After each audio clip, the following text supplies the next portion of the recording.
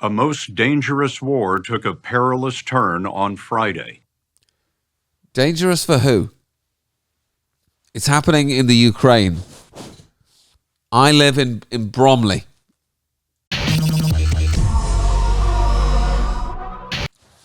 Alistair, what is your position on the conflict in Ukraine? I'll tell you. I'll tell you what my position is in the conflict in Ukraine. I'm not going. I'm not getting involved. I'm not interested. Boring. Okay? Boring. It's nothing to do with me. Apparently, Russia and the Ukraine are fighting each other for, 27 years now or something? This horrendous conflict's been going on for like 27 years. And apparently nobody's won yet. It's pretty incredible. When you consider that, people have like missiles and bombs and drones. It's just a big stalemate. Right? But, the core of my position is just leave me alone. Go away. I don't want to be involved. I'm not killing anyone. I'm not going to let anyone kill me. And I really do think this should be the position of the general population around the world. Just complete disinterest, bordering even on disbelief. My position is really based on the fact that I think the whole thing is a big pantomime. And I think most of the people involved in this are actors. For example, Zelensky, who's literally an actor and a failed sort of unfunny comedian. He literally played the role of the president of Ukraine in a TV show. That's how fake this stuff is. But he's literally an actor. He's constantly surrounded by actors.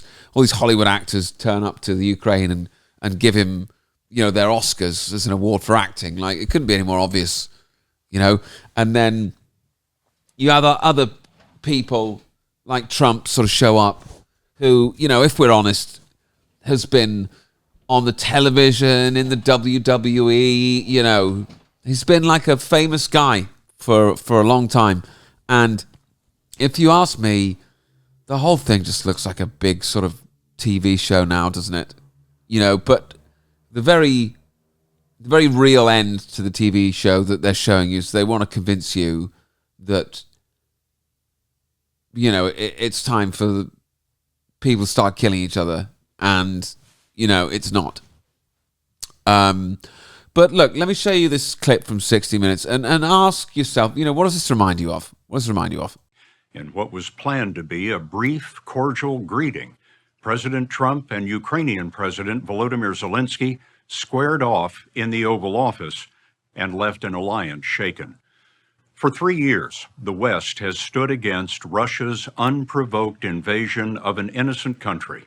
Ukraine is a vanity war for Russian dictator Vladimir Putin, who covets an empire. And for that alone, more than 1 million have been killed or wounded on both sides.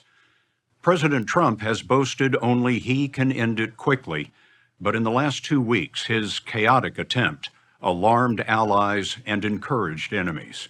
By Friday, he was scolding the man who stands between Russia and the rest of Europe. The story will continue in a moment. You're in no position to dictate what we're going to feel. We're going to feel very good. Feel influence. We're going to feel very good and very strong. You will feel influence. You're right now not in a very good position. You've allowed yourself to be in a very bad position, and he happens to be right about it. From the very beginning of the war, you're not in a good position. You don't have the cards right now. With us, you start having cards. But right now, you don't. You're playing cards. You're playing cards. You're gambling with the lives of millions of people. You're gambling with World War III. You're gambling with World War III. The meeting itself was a gamble, and the public had never seen anything like it. You know what it reminds me of? A TV show. A production. And that's, of course, exactly what it is. You know? The public have never seen anything like it. Of course they haven't. Do you honestly believe that, this is how this kind of a situation, this kind of a conversation would actually be carried out in real life? On YouTube, with just a camera right in people's faces. If this was like a real situation, if these guys weren't actors. Come on, guys, grow up, will you? Nothing that you see on the news is real. Nothing. The news is not a group of people that sit there and try and find out the truth of what's going on in the world, and then they deliver it to you like you've been told. It is a narrative, it is a pantomime, and it has a very real place where they're trying to drive you, and the place where they're trying to drive you at this point is, hey, if you live in the United Kingdom, or if you live in America, it's time for you to start killing people in another part of the world, and it's time for them to start killing you, and it's time for everyone to start killing everyone else. No, it isn't. No, it isn't. No, it isn't. Let's not kill anyone anywhere. How about that? The first priority of this government, of any government, is the security and safety of the British people, to defend the national interest, particularly in these volatile times. That's why last week I announced the biggest sustained increase in defence spending since the Cold War. Sorry, how is it in our best interest to ramp things up to the level only previously seen in the Cold War? Someone fill me in. That's also why I met President Trump last week, to strengthen our relationship with America, and indispensable partners in defence and security.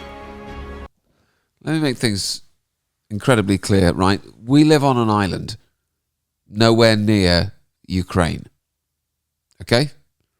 The last thing we need to do is start to get involved in a war between Russia and Ukraine. Any person with an ounce of common sense can understand this.